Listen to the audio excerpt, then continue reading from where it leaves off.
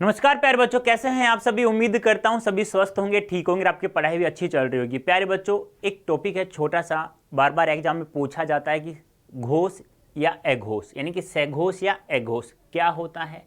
किसी वर्ग का कौन कौन सा वर्ण सघोष होता है, कौन सा वर्ण अघोष होता है, इसकी परिभाषा क्या होती है, दोनों में अंतर क्या होता है। तो प्यारे बच्चों, हम लोग ट्रिक्स के साथ में इसे हम लोग पढ़ेंगे मात्र 2 या 3 मिनट के अंतर्गत। अब ध्यान से सुनना। देखो, आप लोगों ने पढ़ा किसी वर्ग का पहला, तीसरा, पांचवा अल्पप्राण, ऐसे आप लोग घोष अघोष पढ़ते हो। किसी वर्ग का पहला और दूसरा अघोष कहलाता है। अब दिमाग में कंफ्यूजन हो गया, क्या अघोष था, क्या अल्पप्राण था, क्या महाप्राण था। तो आप लोगों को ट्रिक्स में मैं समझाऊंगा, आप लोगों को समझ में आ जाएगा। बस 2 मिनट ध्यान से सुनना है आप लोगों को। देखो, नंबर 1 होता है सघोष, और सघोष को किस नाम से जानते हैं हम लोग, यानी घोष के नाम से जानते हैं। यानी कि एक तो होता है घोष और दूसरा होता है अघोष। तो ध्यान से सुनना, इसका हम लोग टुकड़ा करते हैं तो क्या होता है, स धन घोष। और घोष का अर्थ क्या होता है, कंपन। क्या होता है, कंपन, या हम लोग कह सकते हैं नाद, या हम लोग कह सकते हैं गूंज।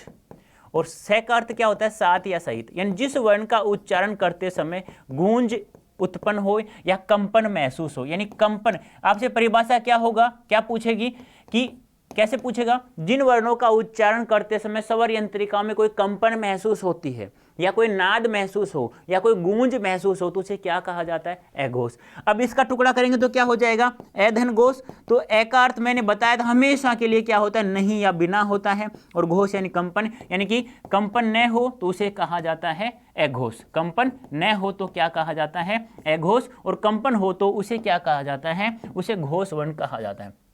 बोलो, याद हो गया, यहां तक याद हो गया, उम्मीद करता हूं मैं। अब देखिए ध्यान से, अब यहां हिंदी वर्णमाला, मैंने कहा कि जैसे ही एग्जाम हॉल में जाओ आप लोग एक रफ पन्ना देंगे, उसमें जाते ही हिंदी वर्णमाला लिख देना।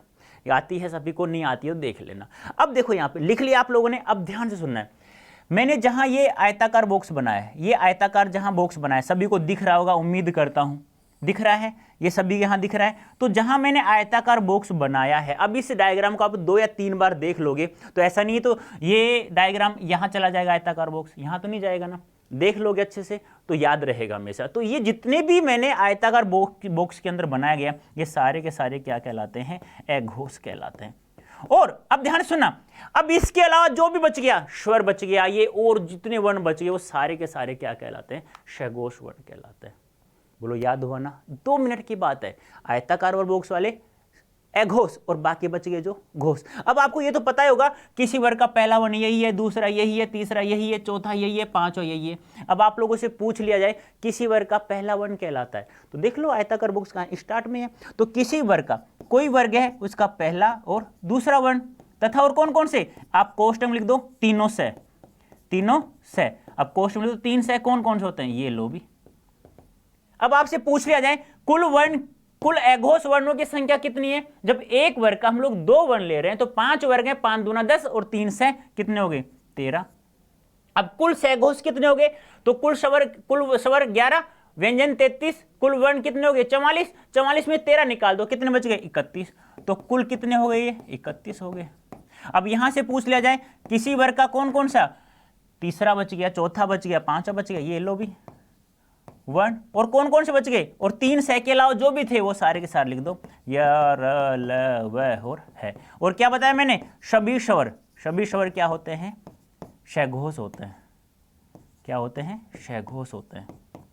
बोलो, याद रहेगा नहीं रहेगा, याद रहेगा ना। तो ये ट्रिक्स ध्यान रखना है, आप लोग रटना नहीं है कि अल्पप्राण 1 3 5, महाप्राण 2 4, सघोष 1 2, ना बेटा ना। ये ट्रिक्स याद रखना है और हमेशा के लिए याद रखना है, इसे कभी नहीं बोलोगे लाइफ में, गारंटी के साथ में। ठीक है, तो कैसी लगी ये ट्रिक्स मुझे कमेंट बॉक्स में अवश्य बताना है आप लोगों को। ठीक है, तो अभी के लिए इतना ही, धन्यवाद, थैंक यू सो मच।